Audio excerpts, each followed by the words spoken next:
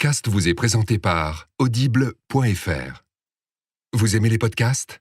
Vous allez adorer les livres audio. Téléchargez-les et écoutez-les sur votre smartphone. Avec l'offre d'essai, le premier livre audio est offert sur audible.fr/slate.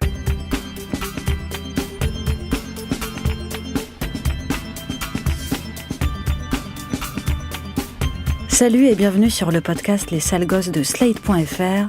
Les Sales Gosses, c'est une conversation sur les sales gosses en général, les nôtres quand on en a, sur nos parents qui ont un jour été des sales gosses avant de nous demander de leur installer Windows sur leur PC à Noël, sur les sales gosses des autres et sur les sales gosses que nous sommes. Ce podcast, c'est aussi le meilleur moyen que j'ai trouvé pour faire ma psychanalyse gratos et parler des sujets qui me préoccupent. Et le mois dernier, mon obsession, c'était l'appli de rencontre Tinder, parce qu'en qualité de célibataire en contrat à durée indéterminée, je voulais savoir dans quoi je mettrais les pieds si je me décidais à aller sur Tinder un jour. J'avais invité Mélissa Bounois pour en parler parce qu'elle est super calée en Tinder et parce qu'elle y a rencontré un garçon avec qui ça marche. Et il faut bien que je le reconnaisse quand même de grande qualité de VRP à Mélissa parce qu'elle m'a convaincue de télécharger l'appli. En fait, dans le podcast, je faisais un peu la maline en disant « Haha, mais moi Tinder jamais, parce que mon futur mec, je vais le rencontrer par hasard, dans l'avion, chez Franprix ou comme dans un film de Cédric Lapiche. » Et en fait, 48 heures après l'enregistrement, j'ai installé Tinder sur mon téléphone, ce qui veut dire que je ferai une super bonne recrue pour les témoins de Jéhovah vu ma ténacité et ma volonté. Et donc, je vous calme tout de suite, je n'ai rencontré personne grâce à Tinder pendant ces 24 heures, ces 48 heures. Déjà parce qu'il m'a fallu 4-5 heures pour comprendre comment marchait le bordel, puisque j'ai 70 ans. Et puis surtout parce que ça m'a permis de vérifier que sur Tinder, on est entre la cour des miracles et Top Gear sur RMC Découverte. Je ne sais pas tellement comment marche l'algorithme, mais visiblement, 40% des mecs qui défilaient sur mon écran étaient fans de tuning, avec les photos de voitures et tout ça. 10% de supporters du PSG, avec l'écharpe. 20% de mecs qui ont des têtes à bosser à la Défense. Et je n'ai rien contre les mecs qui bossent à la Défense, simplement, ils ressemblaient tous à mon conseiller bancaire. Et 30% que je mettrais dans la catégorie blaireau, c'est-à-dire qu'ils avaient juste des têtes de connards. Alors, il y a bien un mec, quand même, pour lequel j'ai failli swiper dans le bon sens. Je sais plus si c'est à gauche ou à droite. Et c'est pas tellement parce qu'il me plaisait, mais juste parce qu'il avait des cheveux tellement magnifiques, super beaux, longs, volumineux, pas de fourche, des super pointes. Et donc, j'ai juste voulu le rencontrer pour connaître sa routine cheveux, quoi. Mais en fait, je l'ai pas fait. Alors, pour finir, après 2 jours, j'ai désactivé mon profil. Je m'y remettrai un jour, peut-être, ou un soir un peu bourré. On verra. Alors, en attendant que mon célibat prenne fin, j'ai une nouvelle obsession qui dure depuis assez longtemps. Pour ce nouvel épisode des Sales Gosses, j'ai eu envie de parler règles, vagin, utérus, phénomène utérin. Déjà parce qu'on n'en parle pas assez, ou en tout cas jamais assez. Ensuite parce que nos règles valaient bien 40 minutes d'entretien ou plus, on verra. En l'occurrence, avec Cluny, qui tient notamment le Tumblr Les Flux de Clu et le journal de ma chatte, enfin pas la mienne, la sienne. Alors, j'ai honte de cette blague, mais j'étais obligée de la faire, sinon c'était gâché. Et donc Cluny, qui explore chaque jour le sujet sur Internet et dans sa vie. Salut Cluny. Salut. Alors j'ai résumé un peu brièvement et grossièrement l'objet de ton Tumblr, mais est-ce que tu peux détailler un peu c'est quoi et puis et comment ça a commencé et à qui tu t'adresses ? Alors en fait, j'ai commencé très vite, en 48 heures, j'ai eu l'idée. Ça faisait un moment que le sujet de la gynécologie de manière générale m'intéressait, que j'avais envie de m'investir dans ma vie personnelle, de faire un peu de militantisme. Et je suis allée voir un festival de courts-métrages. Et j'ai trouvé ça nul. Et il y avait plein de trucs faits par des mecs. Et je me suis dit, en fait, mais pourquoi je doute de ma légitimité à produire un contenu qui serait bien alors qu'il y a plein de trucs vraiment médiocres qui sont diffusés dans le cadre d'un festival. Allez, go, vas-y, t'as un appareil photo qui fait caméra, tiens, un vlog. Voilà. Et puis, par ailleurs, j'avais des préoccupations quotidiennes. J'avais des règles qui étaient douloureuses, donc j'avais repris la pilule, mais ça me convenait pas. Donc j'étais dans cette espèce de méasme où, voilà, je savais pas quoi faire, je trouvais pas de solution satisfaisante par rapport à ça. Et donc j'ai décidé d'arrêter la pilule et de documenter cet arrêt de la pilule via des vidéos que je faisais tous les jours, dans lequel je renseignerai si je saignais ou pas, comment je me sentais, est-ce que j'avais des troubles de l'humeur, est-ce que j'avais des problèmes de peau, est-ce que ma vulve était différente, est-ce que j'avais des irritations. Et puis je me suis dit aussi que c'était l'occasion d'essayer d'observer mon col de l'utérus, ouais. parce que c'était un truc qui me m'intriguait depuis un moment. Et voilà, donc j'ai décidé de le faire tous les jours dans des petites vidéos hyper simples. Donc juste pour qu'on comprenne bien, donc c'est un blog vidéo donc dans lequel on te voit, toi, t'adresser face caméra. Oui. Donc en fait, l'objectif, c'était de le tenir jusqu'à ce que j'ai mes premières règles, de documenter un pseudo-cycle. Et ensuite, j'ai arrêté. Donc aujourd'hui, il n'y a plus de vidéos, mais comme c'est un sujet qui n'a pas de fin, je continue à en parler, à essayer de transmettre des choses, d'apprendre des choses et d'apprendre aussi aux femmes et aux personnes qui sont concernées, ça concerne aussi des hommes trans, à se sentir légitimes à parler de ça, à avoir des informations, à ne plus être dans cette position d'impuissance en fait par rapport à ce qui nous arrive et voilà, avoir l'impression de reprendre un peu de pouvoir ou de se sentir mieux avec ce phénomène somme toute non seulement naturel mais en plus qui peut être hyper envahissant dans la vie. Alors juste, on va faire un petit point sémantique parce que c'est important quand on parle des règles. Est-ce que tu fais partie des gens qui disent règles, menstruation, ou de ceux qui utilisent plein de paraboles, les ragnoutes, les coquelicots, les anglais, tout ça? Non, j'ai tendance à dire règles. J'avais des parents qui étaient très... appelons un chat. Donc, genre, ma mère m'a appris le mot vulve. Ouais. Je me souviens qu'un petit garçon à l'école m'avait dit « Mais tu sais pas ce que c'est une chatte ?» Et j'étais « Ben non, je sais pas ce que c'est une chatte. » Enfin, si, c'est la femelle du chat, mais...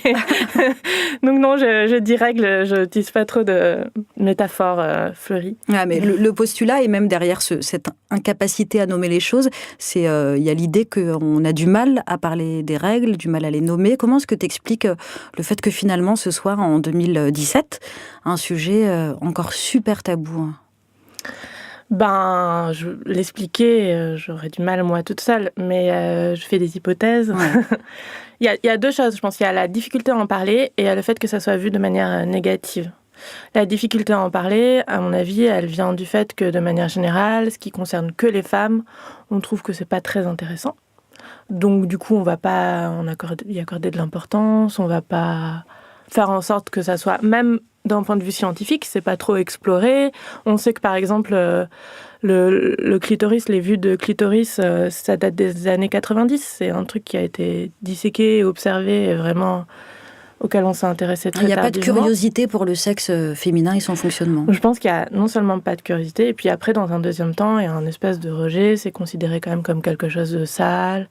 Dans des croyances, c'est considéré comme diabolique. Enfin, voilà, il y a des choses même surtout dans la culture occidentale. Les femmes on fait tourner la mayonnaise. Voilà, c'est ça. On peut pas s'approcher de la cuisine. Il y a des lieux dans desquels les femmes sont rejetées parce qu'elles ont les règles. Enfin voilà, il y a tout un ensemble de croyances qui, à mon avis, tiennent de la misogynie en fait. Ouais. Et alors, il y a un sujet qui me semble assez essentiel, c'est le rapport qu'on peut avoir par rapport à nos propres règles. Moi, je fais par exemple partie des filles qui détestent ça. Vraiment, je déteste avoir mes règles et ça ne s'arrange pas en vieillissant et je fais tout pour pas les avoir. Toi, c'est quoi ton rapport à tes règles? Est-ce que tu sinon les aimes, est-ce que tu les acceptes? C'est fluctuant. C'est vraiment fluctuant. Je pense que je les déteste pas, mais il y a eu des périodes de ma vie où j'avais pas envie de les avoir, et donc j'ai trouvé des moyens de pas les avoir. Lesquelles, par exemple? Quelle période?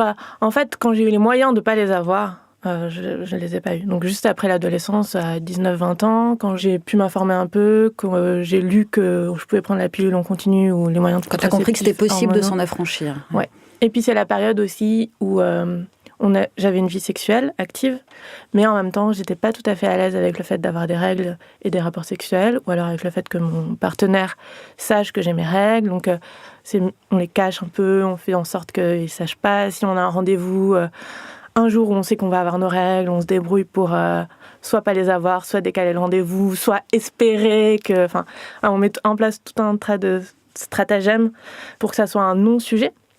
Alors qu'aujourd'hui, par exemple, j'ai mes règles et j'ai quand même soit des relations sexuelles, soit j'annonce, j'ai mes règles, en fait, j'ai pas trop envie de faire du sexe, ou bien juste... Enfin voilà, ça se fait de manière beaucoup plus naturelle et ouverte que quand j'étais plus jeune. Et est-ce que justement tu te souviens du premier jour, du jour où tu as eu tes règles à l'adolescence? Est-ce que tu as un souvenir précis de ça? J'ai un souvenir précis du jour où c'était suffisamment franc comme saignement pour que je sois allée dire à ma mère j'ai eu mes règles aujourd'hui. Je me souviens que c'était en cours de techno au collège. Et je me souviens que le soir, quand je suis allée dire à ma mère j'ai eu mes règles aujourd'hui, elle est allée chercher dans un placard bien caché une petite boîte qu'elle avait préparée pour moi depuis longtemps. J'ai mes règles à 15 ans, donc elle attendait depuis un certain temps. Et c'était une bague. Et donc elle m'a offert une bague quand j'ai eu mes règles pour la première fois. Et je l'ai prise du coup. Donc j'ai amené ma bague avec moi. Et j'ai eu un mouvement assez ambivalent parce que dans le même temps, elle était contente pour moi et elle m'a dit voilà, t'as tes règles, je t'offre une bague, c'est un moment important dans ta vie, voilà, c'est l'occasion de te faire un cadeau. Donc elle l'avait ritualisé. Elle avait ritualisé. Et en même temps, elle m'a dit quelque chose d'autre. Elle m'a dit j'étais vachement inquiète que tu les aies pas avant. Et ça m'a vachement énervée. Ça m'a vexée, en fait. Je disais, mais pourquoi tu t'inquiètes ? Enfin, pourquoi ça t'inquiète ? On s'en fiche, ça va. Enfin, qu'est-ce que ça peut faire ? Et du coup, je me souviens que je suis repartie un peu agacée avec ma bague. Voilà. Et j'en ai jamais reparlé avec elle. Donc, je sais pas du tout comment elle avait eu l'idée de faire ça, et si elle a senti mon agacement, je suis pas sûre en fait de l'avoir vraiment verbalisé comme ça. Enfin, j'en ai pas reparlé avec elle. Et est-ce que c'est un sujet dont tu parlais assez facilement avec tes copines à l'école, tout ça ? Non. Non. En fait, je suis plutôt pudique. Enfin, c'est plutôt un truc pudique. C'était pas non plus une grosse honte. Je savais que c'était normal. J'avais pas de grosses craintes. Genre, j'avais des copines qui avaient peur que si elles portent un pantalon blanc, il y a une tache rouge et tout. Moi, ça me tracassait pas trop, mais j'en parlais pas quand même. Et est-ce que tu as la moindre idée, donc là je demande un peu de ton aide, est-ce que tu as la moindre idée de la manière dont une mère peut accompagner sa fille dans ce moment-là ? Moi, ma fille, elle a 10 ans, donc on n'en est pas là, même si elle est très pressée d'avoir ses règles, mais elle est aussi très pressée d'avoir de l'acné, parce qu'elle pense que c'est les attributs de l'adolescence. Et moi, j'ai pas pensé à la bague, tout ça, et j'ai été assez traumatisée par un film qui est un de mes films préférés, qui s'appelle Diabolomante, je sais pas si tu l'as vu, où l'un des personnages principaux, en fait, a ses règles, et donc elle va voir sa mère pour dire ça y est, j'ai mes règles, et elle lui met une énorme tarte dans la gueule. Et ce que je trouve à la fois intéressant, parce que c'est une jolie manière de dire à ta fille, t'es une femme, tu vas en chier toute ta vie. Oui. Et en même temps, c'est d'une violence absolue. Et je me suis dit, comment on fait quand on est une maman d'ado et qu'elle vient de voir en disant, je saigne. Alors, en tout cas, je pense que la baffe, c'est pas... La tarte dans la gueule, non, on valide pas. Hein. Enfin, il y a plusieurs filles qui m'ont déjà raconté ça, donc c'est un truc qui se fait visiblement, encore. c'est une espèce de tradition dans certaines familles. Moi, je trouve ça très violent. Je pense que ça... Je pense que déjà, il faut que ça soit parlé. À un moment donné, il faut dire, qu'on est une fille, souvent, la plupart du temps, on a nos règles. C'est pas grave, c'est pas une maladie. C'est juste du sang qui s'écoule parce que ton utérus s'est préparé à quelque chose qui n'est pas arrivé, une grossesse, et donc il évacue du sang. Voilà, dire les choses simplement. Dire les choses simplement. Et je pense aussi que ça dépend vachement de toi, ton rapport à tes règles. Est-ce qu'elle sait quand tu as tes règles ? Est-ce qu'elle... je pense que si on a une mère qui, à chaque fois qu'elle a ses règles... et au fond du seau, traumatisée pendant une semaine, ou se plie de douleur, c'est forcément une appréhension pour son enfant. En fait, c'est ce qui m'angoisse un peu, ouais. Je pense que ça dépend beaucoup de ton propre rapport à ça. Est-ce que tu exprimes là-dessus ? Est-ce que tu exprimes Moi, je te disais que je déteste avoir mes règles. Je ne saurais pas vraiment dire pourquoi.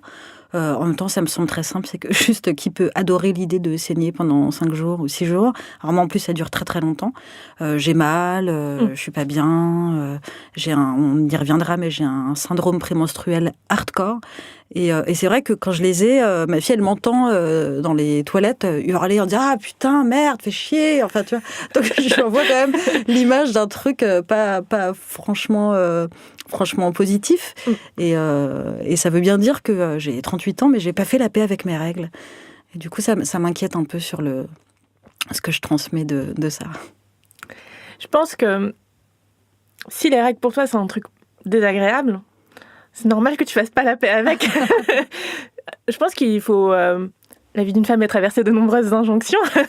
Et faire la paix avec ses règles, à mon avis, dire qu'il faut faire la paix avec ses règles, c'est juste une injonction. C'est pas une obligation. C'est pas une obligation. Si tes règles, c'est horrible. Si, par exemple, tu souffres d'endométriose, qui est une maladie qui fait que les règles sont très, très douloureuses, Enfin, je vois pas pourquoi on te demanderait de faire la paix avec ça. Et je pense qu'il faut de faire des claquettes quand t'as tes règles. Voilà, juste, je pense que tu peux lui dire en revanche que c'est pas une fatalité, c'est-à-dire que toutes les femmes n'ont pas des règles qui sont douloureuses, que d'ailleurs, si les règles sont très très douloureuses, il y a peut-être un problème physiologique, et ça mérite de se pencher dessus.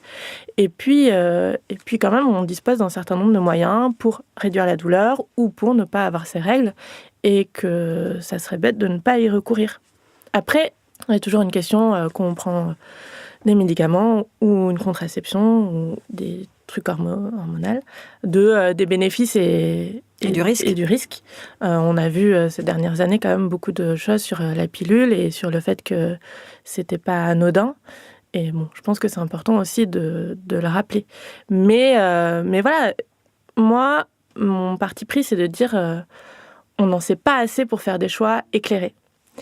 Et donc, voilà, amassons le plus d'informations possible pour que quand on prend la décision, soit de ne pas prendre de contraception et d'avoir des règles et d'avoir mal, qu'on le fasse en sachant que on préfère ça plutôt que, par exemple, être sous hormones et avoir une baisse de libido ou des troubles psychiatriques, dépressifs. Enfin, voilà. Qu'est-ce qu'on choisit ? Mais au moins, on choisit et on a l'impression un petit peu d'être en connaissance de cause. En connaissance de cause et de reprendre un peu le pouvoir sur ça. Alors, on n'en sait pas assez sur les hormones, sur la pilule en continu, mais on n'en sait pas non plus assez sur les protections hygiéniques, comme on dit souvent pudiquement. Et moi, je fais partie des gens qui sont traumatisés par les histoires de chocs toxiques liés aux tampons. On connaît tous une amie d'amis qui se fait amputer des deux jambes parce qu'elle a eu un choc toxique. Est-ce que ça te... Enfin, je connais ta réponse, j'imagine que ça te choque, mais qu'on ne connaisse pas, encore une fois en 2017, la composition exacte de ce qu'on va s'insérer dans le corps plusieurs jours par semaine pendant plusieurs années quand on est usagère de tampons. Oui, il y a un problème quand même. Il y a un gros problème. Après, outre la composition des tampons, parce qu'on peut se poser la même question sur nos vêtements et les produits toxiques, c'est le fait qu'on n'ait pas étudié dans quelles conditions le syndrome du choc toxique se développe. Parce qu'en fait, on sait ce qui se passe, mais on ne sait pas pourquoi ça se passe chez telle personne. Et finalement, il y a un ensemble de recommandations. Donc, les recommandations, c'est de ne pas garder un tampon trop longtemps ou une autre protection hygiénique, parce qu'en fait, finalement, les dernières choses que j'ai lues disent qu'avec une coupe menstruelle, il y a un risque aussi de syndrome de choc toxique. Avec la fameuse cup dont on parle beaucoup. Et même avec les à partir du moment où il y a du sang retenu dans le vagin et au contact des muqueuses, il y aurait un risque de syndrome de choc toxique. Donc c'est juste le fait que du sang soit retenu au contact des muqueuses qui provoque... À l'inverse de ce qui se passe donc avec la serviette hygiénique où ça s'écoule. C'est ça. Mais c'est augmenté par les tampons, a priori, et sûrement que la composition des tampons y est pour quelque chose. Mais c'est très hypothétique, quoi, on n'en sait rien. Alors il y a un service à Lyon cette année qui a décidé d'enquêter sur ça, qui a demandé à des femmes de leur envoyer leurs tampons. Donc j'espère qu'il y aura des informations un peu plus claires. Mais aujourd'hui, on recommande de ne pas garder un tampon trop longtemps et surtout, dès qu'on a des symptômes type diarrhée, vomissement, fièvre, tout de suite enlever son tampon et éventuellement se rendre aux urgences. Et techniquement, ne pas garder un tampon longtemps, c'est combien ? Je crois que c'est 5-6 heures. Ouais. Ce que je ne suis absolument pas parce que je garde un tampon au moins 12 heures très régulièrement. Mais bon... Ah, et donc il y a des conseils qui sont quand même très compliqués à appliquer dans la vraie vie. Après, je pense qu'il faut être vigilant, mais il faut aussi se rassurer. Il y a quand même que quelques cas. On entend bien sûr toujours parler des cas les plus graves, et c'est important qu'on tienne en compte, mais c'est quand même un risque qui est assez faible. Encore une fois, on peut mesurer le bénéfice-risque. Moi, je prends le risque de garder un tampon 12 heures, parce que... Voilà. Alors, tu disais, il y a un peu le risque avec la cup aussi, mais j'ai l'impression qu'il y a une espèce de... Alors, c'est pas le bon mot, hein, de hype, ou en tout cas, on parle beaucoup de la cup, qui est donc... c'est très compliqué à décrire, mais c'est une espèce d'entonnoir à chatte, en fait. C'est ça, c'est la forme d'un entonnoir, et c'est un réceptacle pour les règles qu'on va... un entonnoir fermé, du coup. Fermé. Et qu'on va donc s'insérer et vider régulièrement dans les lavabos. Est-ce que c'est la panacée, comme on nous le dit beaucoup, et notamment les usagères, elles en sont visiblement très contentes? Je pense pas que ça soit la panacée, je pense que ça a bénéficié d'autant de communication et de publicité juste parce que c'est nouveau et que ça nous offre un choix supplémentaire et que ça a quand même des avantages, il me semble, déjà écologiques. Ça se reporte plusieurs fois, on ne crée pas de déchets. C'est fait en silicone médical, donc il n'y a pas, comme dans les tampons, ça n'a pas été blanchi, lavé, il n'y a pas de traces de javel ou je ne sais quoi dedans. Tu peux l'avoir tout le temps avec toi, enfin, c'est juste un objet à avoir tout le temps avec toi, pas comme un tampon où il faut faire des recharges, aller en acheter quand on n'a plus, enfin voilà. Là, on a une cup qu'on lave, c'est ça, Ouais, régulièrement, c'est ça. et qu'on peut garder plusieurs années ? Oui. Le plastique peut un peu se colorer, mais en fait, il est pas poreux et c'est assez Et ça coûte combien ? Alors, il y a quelques années, ça coûtait assez cher, jusqu'à 30 €. Aujourd'hui, il me semble que pour 15 €, on peut trouver une cup. Je crois que les Fleur Cup, qui sont fabriquées en France en plus, sont à 15 €. On peut en trouver dans les magasins bio, dans certaines pharmacies ou sinon sur Internet très facilement. Ouais. Et est-ce que, peut-être que pourquoi pas avec les cups aussi, est-ce que tu penses, je ne sais pas si ça existe dans certains pays, mais qu'il faudrait, je me suis dit ça il n'y a pas longtemps, des distributeurs de tampons et de serviettes hygiéniques un peu partout dans la ville, comme on en a pour les préservatifs. Donc à l'entrée des pharmacies, sur le lieu de travail, enfin moi ça m'est arrivé 1000 fois d'arriver le matin au boulot et tu as toujours ce moment gênant où tu es obligé de demander à ta voisine de bureau et elle te le passe comme ça, comme si elle te donnait une dose de crack sous la table. Ce serait pas plus simple si on avait des distributeurs ? Je pense que ça serait vachement plus simple. Je pense que ça serait très cher du coup, mais je pense que ça nous sauverait de maintes fois. Mais aussi peut-être juste si le fait qu'on ait des règles soit quelque chose de normalisé et plus honteux, on pourrait demander facilement à sa collègue de nous filer un tampon ou à dire à son patron « Je suis désolée, mais j'ai mes règles, il faut que j'aille m'acheter des tampons. » Sauf qu'on n'en est pas là du tout. Sauf que non, enfin, moi en tout cas j'en suis pas là. Ouais. Moi je pense notamment aux filles qui sont au collège aujourd'hui et qui sont toujours un peu honteuses de dire je peux pas faire de sport parce qu'on a encore cette idée que tu peux pas faire de sport quand t'as tes règles, même si dans les pubs elles font du roller et du touring bâton, mais ça reste quand même parfois compliqué pour certaines filles et que je me dis à 16 ans, j'en suis très loin, mais c'est encore super dur de parler à ton prof, à ta, je sais pas, ta CPE, j'en sais rien, de dire j'ai mes règles, je rentre ou j'ai besoin d'un tampon. Ou... Ça veut dire qu'on n'a pas fait beaucoup de chemin par rapport à quand j'étais jeune et fraîche. Bah ouais, je pense qu'il n'y a pas eu une évolution folle. D'ailleurs, par exemple, les publicités, on voit toujours ce liquide bleu. Bon, il y a quelques exceptions. Les publicités françaises, j'ai l'impression qu'aux États-Unis ou dans le monde anglo-saxon, il y a quelques efforts, mais... Ouais, de manière ponctuelle, il y a quelques publicités, mais bon, ça reste. Mais comme tout ce qui concerne l'anatomie féminine, par exemple, dans les manuels de SVT au collège, il y a toujours ce truc de... on voit des organes, on voit un pénis, des testicules, un gland, de manière très...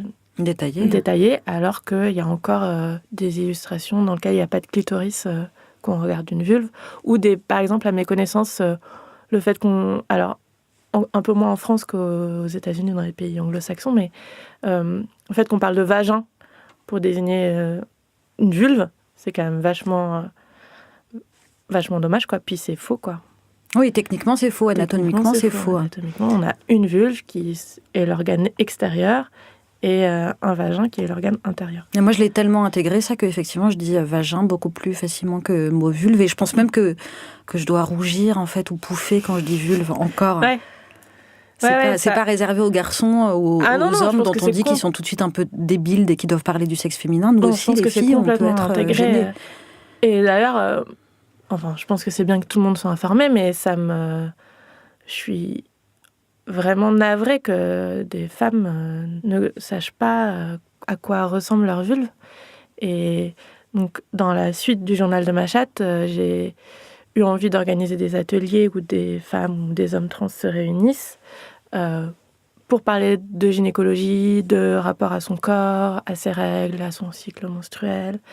Et il y a beaucoup de femmes qui racontent qu'elles n'ont jamais regardé leur vulve. Donc le fait de se placer devant un miroir, et de même sans miroir, de toucher avec les doigts déjà, qu'ils l'ont jamais fait. Et comment ça se passe du coup ? Tu les encourages à le faire ? Bah oui, moi j'encourage tout le monde à le faire. Mais après, pas de pression quoi. Si on n'a pas envie de le faire, si ça fait peur, on le fait pas. Mais c'est incroyable quand même qu'on n'ose pas regarder une partie de son anatomie. Ça viendrait à la personne de se dire « Oh non, je regarde pas mon pied !» Tu vois, c'est fou. Et je crois que j'ai lu, peut-être j'ai dit une bêtise, mais que tu as acheté des spéculums. Oui, Et t'en fais du quoi? coup, pour regarder mon col de l'utérus, Ouais. j'ai dû acheter des spéculums. Du coup, sur Amazon, j'ai commandé une énorme boîte de 100 spéculums que ma voisine a récupéré pour moi et sur laquelle il y a écrit en gros spéculums vaginaux. Petit moment de malaise au moment de récupérer ton colis. Voilà. Et du coup, j'ai pas utilisé les 100, mais j'en ai utilisé quelques-uns. Je suis arrivée à avoir mon col de l'utérus, donc ça, c'était trop bien. Et puis, du coup, je les distribue à qui on veut pour examiner son col de l'utérus. Là, il y a un côté plus performatif qu'autre chose. Au quotidien, c'est pas très utile de savoir comment est fait son col de l'utérus, mais on en parle beaucoup quand quelqu'un tombe enceinte. On parle beaucoup du col de l'utérus qui s'ouvre au moment de l'accouchement, etc. Et en fait, il y a beaucoup de personnes qui savent pas exactement à quoi ça correspond. Qu'est-ce que c'est ? Il est dilaté, qu'est-ce que ça veut dire ? Donc, c'est quand même assez intéressant de savoir à quoi ça sert. Et puis, ça permet aussi de comprendre que le vagin, c'est un orifice qui est refermé par le col de l'utérus, que donc on ne peut pas perdre un tampon, que le sang, il s'écoule par là. Il y a un peu de perméabilité entre l'utérus et le vagin. Enfin, ça permet quand même d'expliquer un tas de trucs et de comprendre un tas de choses. Et toi, qu'est-ce que t'as découvert en t'auto-examinant que tu ignorais? J'ai découvert que, par exemple, les parois du vagin sont pas lisses.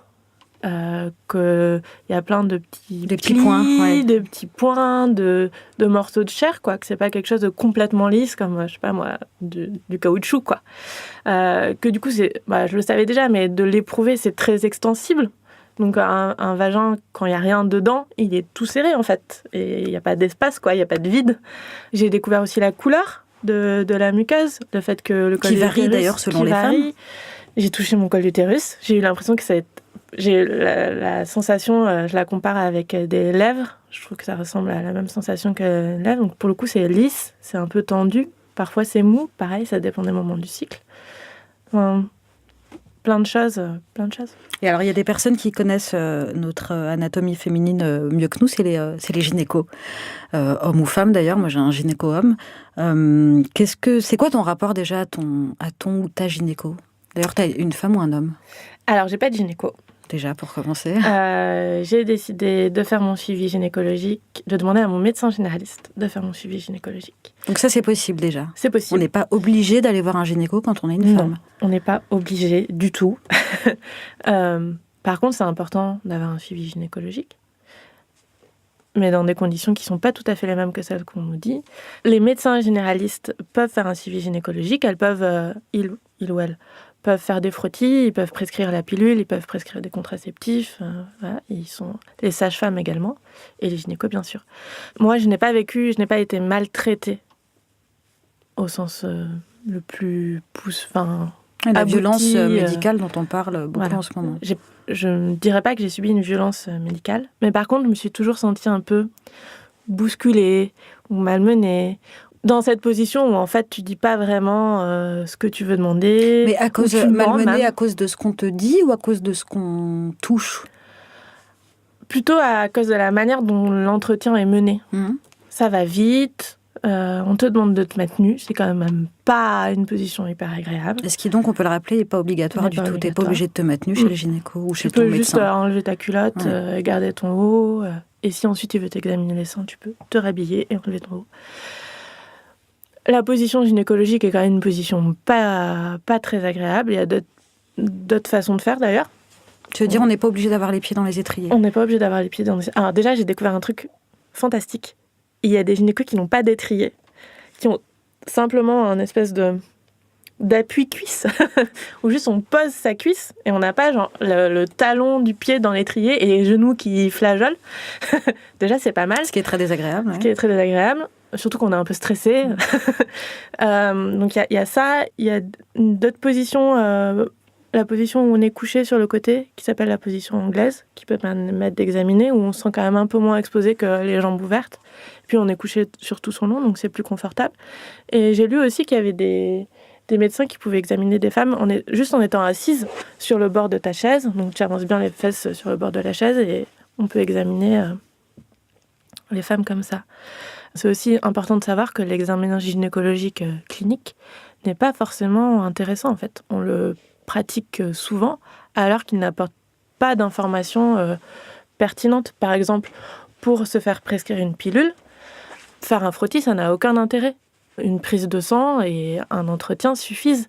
Le frottis ne va pas apporter d'informations intéressantes sur est-ce qu'on peut prendre la pilule ou pas. Mais alors pourquoi est-ce que c'est systématiquement on m'a toujours fait des frottis et tout le reste juste pour une prescription ou un renouvellement ? Eh ben... je vais pas répondre à la place d'un médecin.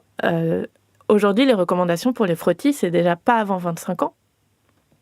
C'est pas utile parce qu'en fait, quand on fait un frottis, on cherche des modifications de cellules qui pourraient mener à terme à un cancer du col de l'utérus.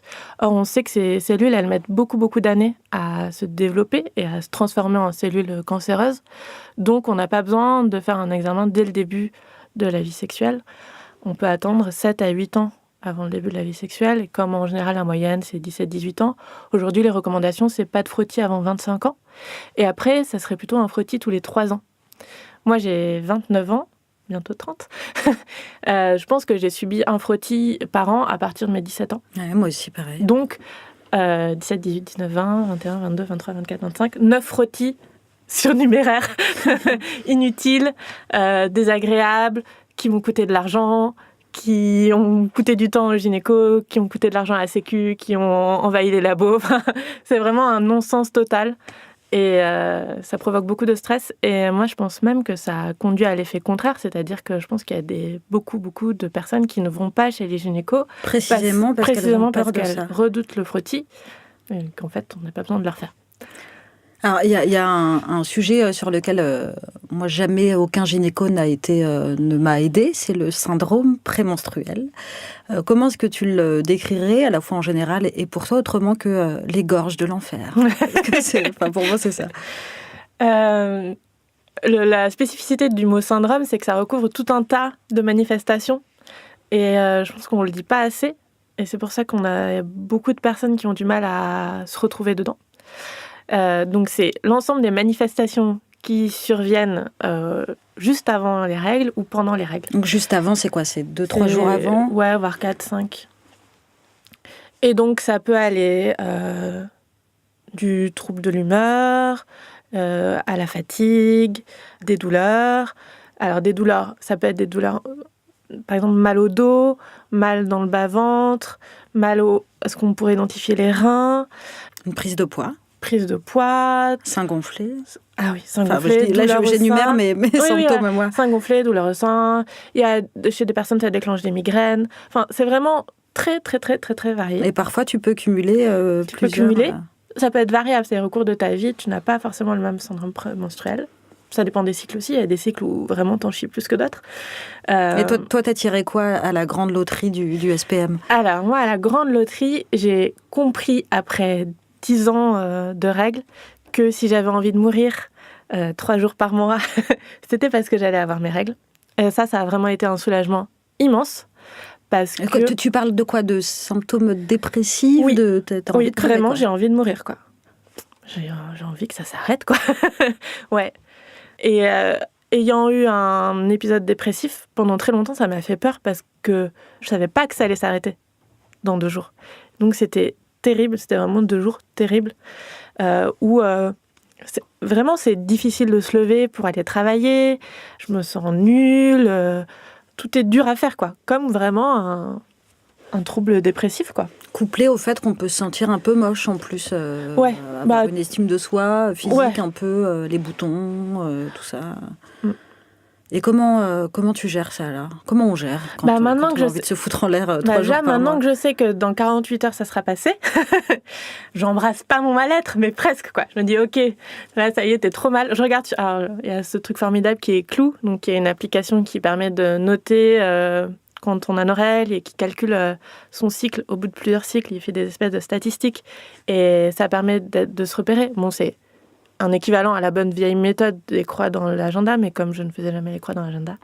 Donc déjà, j'ouvre Clou et je dis « Ah, ok, je vais avoir mes règles dans 3 jours. C'est donc mon syndrome prémenstruel. Tu n'es pas horrible. Tout va bien. Dans 2 jours, ça ira mieux. » Et du coup, ça change ta façon de te considérer, quoi. Tu te dis « Ok, t'es trop mal. Accepte que t'es trop mal. Chouine pendant 2 jours. fais la larve dans ton canapé pendant 2 jours. Demain, tu seras en super forme, tu auras envie à nouveau de reconquérir le monde et voilà, tout ira bien. Sauf qu'on ne peut pas faire forcément la larve dans son canapé parce que ça peut être hyper handicapant socialement. Moi, je me rappelle en tout cas qu'avec mon mec de l'époque, quand j'en avais, je m'embrouillais avec lui. Mais vraiment, j'étais tellement irascible que je pense que j'ai failli me séparer. À chaque fois que j'ai failli me séparer, c'était en plein syndrome prémenstruel. Et puis aussi la dimension professionnelle, c'est que ça peut être hyper compliqué de te lever le matin et d'aller bosser alors que tu es super mal. Et ça aussi, c'est très compliqué à expliquer à ton chef, à tes collègues. Comment on fait ? Je pense qu'il faudrait pouvoir le dire, mais oui, c'est compliqué. Et en plus, il y a ce truc, je pense que pour moi, ça a joué. On se défend tellement contre les clichés des femmes susceptibles, irascibles pendant leurs règles. Le fameux « t'es chiante, t'as tes règles ». Voilà. On veut tellement s'en défendre que du coup, après, c'est dur de dire « Bah oui, en fait, j'ai mes règles et je suis trop mal ». Donc, on est un peu prise dans ce truc-là. Oui, parce qu'à la fois, effectivement, on dit ça, et puis d'un autre côté, il y a la réalité du syndrome prémenstruel. Et moi, je vois qu'avec mes copines, on est prise entre ces deux-là, où je dis parfois à des mecs « ça va, c'est des règles, c'est pas non plus… » Et en même temps, oui, c'est des règles, et j'ai envie de me jeter dans le canal. Donc, il y a les deux, et c'est compliqué quand même de gérer… ce double discours qu'on doit avoir. Ouais, je pense que oui, effectivement, c'est compliqué. Je pense qu'il faut quand même rappeler que ça dépend des femmes et qu'il y a des femmes pour qui c'est tout à fait indolore d'avoir ces règles et ça passe comme une lettre à la poste. Et puis aussi, encore une fois, que ça peut varier, que c'est pas à chaque fois pareil. Dans une vie, tu veux dire, on peut. Ouais. Et est-ce que, on en est très très loin nous en France, mais est-ce qu'un débat sur l'idée d'avoir des jours de congé ou 1 jour ou 2 jours de congé mensuels pour les femmes, ça te semble pertinent ? Bon, déjà, je pense que c'est complètement utopique. Ça n'arrivera jamais. Ça n'arrivera jamais. Enfin, de notre vivant, certainement pas. Je pense que plus que décréter que les femmes ont besoin de 2 jours par mois, juste qu'il y ait une tolérance à la fois de la part des médecins et à la fois de la part des entreprises à ça, déjà, ça serait, à mon avis, plus réaliste et surtout plus juste. D'autant plus que, par exemple, il y a des personnes trans qui ont leurs règles. Enfin, voilà. C'est pas, en plus, c'est difficile d'attribuer ça juste aux femmes. Je sais pas trop à quelle catégorie on pourrait l'attribuer. Est-ce que les femmes ménopausées n'y ont plus droit ? Est-ce que on rentre dans un truc hyper complexe. Et puis on n'en est pas là, effectivement, comme tu le dis. Alors, il y a donc le rapport au boss, aux collègues, tout ça, et il y a le rapport dans le couple. Hétéro ou homosexuel, peu importe. Est-ce que c'est un sujet, les règles, ça a été un sujet dans tes couples à toi et dans ton couple ? Dans mon couple actuel, forcément, vu que ça me préoccupe quand même beaucoup, je fais plein de choses autour de ça me prend du temps, donc c'est forcément… je l'ai politisé en faisant le journal de ma chatte et tout, mais forcément, c'est quelque chose qui est présent, et du coup, c'est plus facile aussi en l'ayant politisé, de revenir en parler d'un point de vue personnel, en fait. Alors, tu disais au début du podcast, on parlait de sexualité pendant les règles. Est-ce que c'est si simple ? Moi, je fais partie des gens qui n'y arrivent pas trop. Je l'ai un peu fait et j'ai un souvenir un peu hardcore de sang sur le mur. Enfin, parce que du coup, t'as des sécrétions, t'as du sang, ça peut se retrouver sur tes mains. Et le matin, je me suis levée, il y avait une trace de main sur mon mur et je me dis, mais mon Dieu, je vis dans un épisode de Dexter. Et ça m'a un peu traumatisée. Mais enfin, tu vois, c'est pas si simple, y compris quand on est engagé sur ces terrains-là et te dire, j'accepte mes règles, il faut que ce soit accepté. On peut être un peu honteuse et même pas oser dire à son mec, j'ai mes règles. Est-ce que ça te dérange si on le fait quand même parce que j'ai très envie ? En tout cas, on peut le faire. Je pense qu'il y a... Et c'est encore cette idée qu'en fait, non, c'est pas possible. Il n'y a pas de contre-indication médicale, déjà, voilà. Ça, on peut le dire. Il n'y a pas de contre-indication. Après, est-ce que c'est pratique ? Est-ce qu'on en a envie ? C'est autre chose, tu vois. Je pense que, par exemple, au début ou à la fin du cycle, quand les pertes sont pas trop importantes, abondantes, c'est relativement facile. Au pire, il y a un peu de sang sur le sexe de son partenaire. Bon, ça, c'est pas trop dramatique. Quand c'est un peu plus abondant et qu'effectivement... Mais bon, tu peux mettre une serviette sur ton lit ou pratiquer du sexe sans pénétration. En fin de compte, il y a pas mal de choses qui sont possibles. Ça dépend... mais encore une fois, ça dépend ce dont on a envie. Il y a une autre protection hygiénique menstruelle dont on n'a pas parlé, c'est l'éponge. Ah oui, j'ai entendu parler de ça, mais sans comprendre ce que c'était. En fait, c'est une éponge naturelle ou synthétique, mais une éponge, quoi, que tu mouilles un peu pour que elle puisse S'insérer. Tu l'insères et elle va gonfler et absorber le sang. Et donc après, tu la sors en tirant dessus. Et tu peux avoir un rapport avec pénétration. Et du coup, comme c'est mou et malléable, la pénétration se fait plus facilement qu'avec un tampon. Ça peut se faire avec un tampon. Il y a des personnes qui le font, mais c'est un peu plus compliqué vu que c'est rigide et tout. Avec une éponge, ça se fait facilement. C'est pas doux, tu vois, ça fait pas trop mal. Et du coup, ça absorbe quand même le sang, donc il n'y a pas de sang qui s'évacue.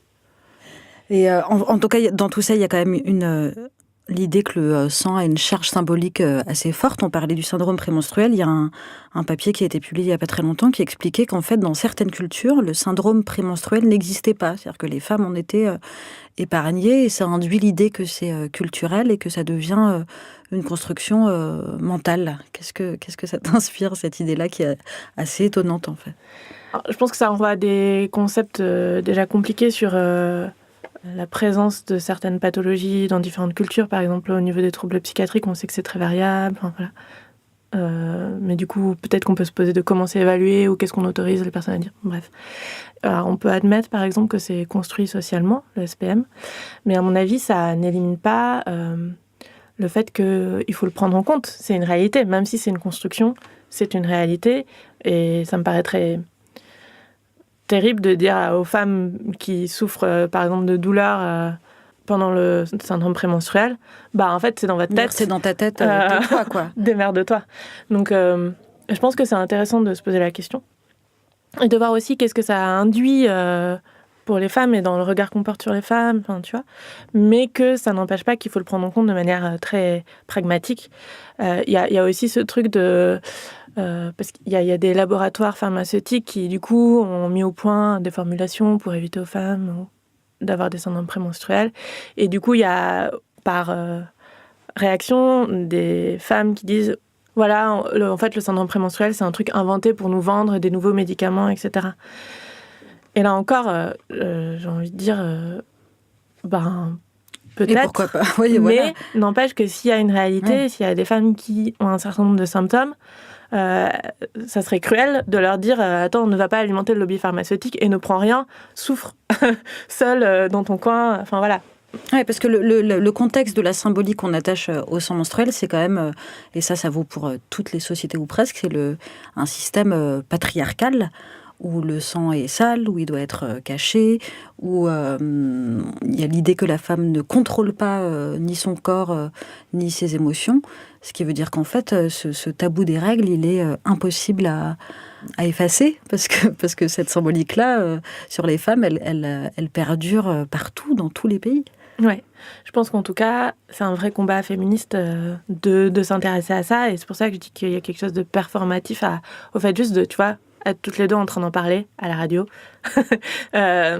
Moi, juste le fait que je décide, tu vois, que ça a un intérêt et que, par exemple, je fais une newsletter sur ça ou je fais des vidéos juste pour parler de ça. En fait, juste dire, bah oui, c'est intéressant, oui, ça occupe de la place dans ma vie. Je pense que rien que ça, déjà, ça amène le regard sur quelque chose et ça pose des questions qui sont intéressantes. Et c'est un acte militant. Et ouais, moi je considère ça comme un acte militant. Et toujours sur cette symbolique du sang menstruel, alors je vais lire mes notes parce que c'est un peu compliqué. Vas-y. J'ai relu un papier qui a été publié sur Slate.fr qui parlait d'une théorie super intéressante. C'est un anthropologue décédé qui s'appelle Alain Testard et qui explique que c'est l'interdiction de mélanger les sangs, donc le sang menstruel et le sang de la blessure, qui a créé la division dans le monde du travail. Donc en gros, il dit, voilà, les hommes chassaient, pêchaient, tout ça, et les femmes tissées, elles faisaient de la patrie, pas de la patrie, mais de la poterie, c'est un joli lapsus, parce que les femmes n'utilisent pas les armes qui font couler le sang. Et qu'à partir de là, cette séparation des sangs, ça a créé la division sexuelle. C'est un peu le péché original des inégalités hommes-femmes, en particulier dans les tâches, dans la répartition des tâches. C'est intéressant. Il y a eu très peu d'écho à cette théorie, c'est intéressant. Il y a aussi ce truc de le sang menstruel, c'est un sang qui n'est pas oxygéné de la même façon que le sang qui peut avoir une couleur particulière, qui peut être très foncé. Ouais, on fait même l'aspect religieux où une femme est impure pendant ses règles. On parlait de sexualité où tu as interdiction totale de l'approcher sexuellement pendant ses règles parce que c'est sale. Ouais. Et en fait, ça perdure dans des générations qui sont censées être plus informées, tout ça, d'où l'utilité de ta newsletter et de ton tome-là. Juste une question de fin, si tu avais une baguette magique, est-ce que tu ferais en sorte que les hommes aient leurs règles à la place des femmes ? Non. C'est vrai ? Ouais. Même des règles abondantes, dégueulasses, qui durent 15 jours ? Non, pour déjà, remettre les compteurs à zéro. Du coup, la distribution homme-femme règle n'est pas si simple que ça. Et puis, je changerai le regard qu'on porte et je changerai le fait que les femmes subissent du sexisme en lien avec ça, etc. Mais non. Donc tu garderais tes règles, toi, par exemple ? Individuellement, c'est pas la même chose que collectivement. Alors individuellement, si je te disais, tiens, Cluny, tu peux à partir de maintenant ne plus avoir de règles jusqu'à la fin de tes jours sans que ça change ta fécondité, ton corps, ton... Ouais, alors je dirais ouais. Ouais, j'en étais sûre. Ouais, moi aussi. Mais c'est pas pareil, du coup. Mais oui, je dirais oui. Parce qu'on n'a pas parlé aussi du poids économique que c'est d'avoir ces règles. Oui, effectivement, j'avais prévu de t'en parler, on n'en a pas parlé, mais il y a cette fameuse taxe rose. Et c'est marrant parce qu'on en a parlé un tout petit peu en France et après, pouf, plus personne n'en a parlé du tout, y compris dans les autres pays où ce débat a eu lieu. Donc on continue à raquer, je ne sais plus combien par an, pour des tampons qui vont nous filer des chocs toxiques où on sera cul-de-jatte et sur des Comme skateboards. Pour la contraception. C'est super, on adore. Alors donc comme pour chaque podcast, c'est horrible, j'ai une image d'une femme sur un skateboard.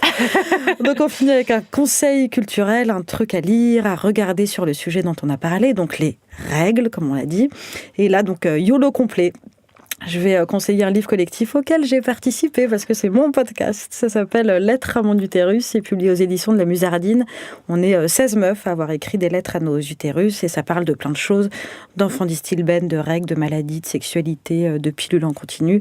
C'est triste et c'est rigolo. Ça coûte pas très cher, je me rappelle plus. C'est donc aux éditions de la Musardine. Et toi, Cluny, je t'ai pas prévenu, mais est-ce que tu as un conseil culture, une expo, un site web, un bouquin en rapport avec la règle? Il y a la BD de Liv Strömquist, L'origine du monde, qui est formidable et qui parle pas que des règles, mais de toute la gynécologie, de l'histoire de la gynécologie. Parce qu'on n'en a pas parlé, mais il y a de plus en plus d'objets culturels sur les règles, et ça, c'est une bonne chose. Il y a aussi des guerres de vagins, vaginaguerilla, qui consistent à coller des vagins partout dans la ville. Oui. On aime beaucoup. Des vulves, pardon. Ah là là, mais ça n'a servi à rien. 50 minutes de conversation pour rien. Excuse-moi, Cluny. Merci à tous. Merci, Cluny. On se retrouve le mois prochain pour le podcast de Slate.fr qui s'appelle donc Les Sales Gosses. Vous nous retrouvez sur le site de Slate, sur Audible et sur iTunes. Merci, salut. Et c'est une émission, réalisée par Charles Trahan. Coucou Charles Trahan.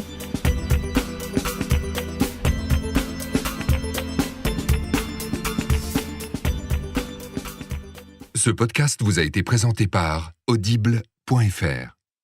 Vous aimez les podcasts ? Vous allez adorer les livres audio. Téléchargez-les et écoutez-les sur votre smartphone. Avec l'offre d'essai, le premier livre audio est offert sur audible.fr/slate. Sales gosses en général, les nôtres quand on en a, sur nos parents qui ont un jour été des sales gosses avant de nous demander de leur installer Windows sur leur PC à Noël, sur les sales gosses des autres et sur les sales gosses que nous sommes. Ce podcast, c'est aussi le meilleur moyen que j'ai trouvé pour faire ma psychanalyse gratos et parler des sujets qui me préoccupent. Et le mois dernier, mon obsession, c'était l'appli de rencontre Tinder, parce qu'en qualité de célibataire en contrat à durée indéterminée, je voulais savoir dans quoi je mettrais les pieds si je me décidais à aller sur Tinder un jour. J'avais invité Mélissa Bounois pour en parler parce qu'elle est super calée en Tinder et parce qu'elle y a rencontré un garçon avec qui ça marche. Et il faut bien que je le reconnaisse quand même de grande qualité de VRP à Mélissa parce qu'elle m'a convaincue de télécharger l'appli. En fait, dans le podcast, je faisais un peu la maline en disant « Haha, mais moi Tinder jamais, parce que mon futur mec, je vais le rencontrer par hasard, dans l'avion, chez Franprix ou comme dans un film de Cédric Lapiche. » Et en fait, 48 heures après l'enregistrement, j'ai installé Tinder sur mon téléphone, ce qui veut dire que je ferai une super bonne recrue pour les témoins de Jéhovah vu ma ténacité et ma volonté. Et donc, je vous calme tout de suite, je n'ai rencontré personne grâce à Tinder. Tinder pendant ces 24 heures, c'est 48 heures. Déjà parce qu'il m'a fallu 4-5 heures pour comprendre comment marchait le bordel, puisque j'ai 70 ans. Et puis surtout parce que ça m'a permis de vérifier que sur Tinder, on est entre la cour des miracles et Top Gear sur RMC Découverte. Je ne sais pas tellement comment marche l'algorithme, mais visiblement 40% des mecs qui défilaient sur mon écran étaient fans de tuning, avec les photos de voitures et tout ça. 10% de supporters du PSG avec l'écharpe.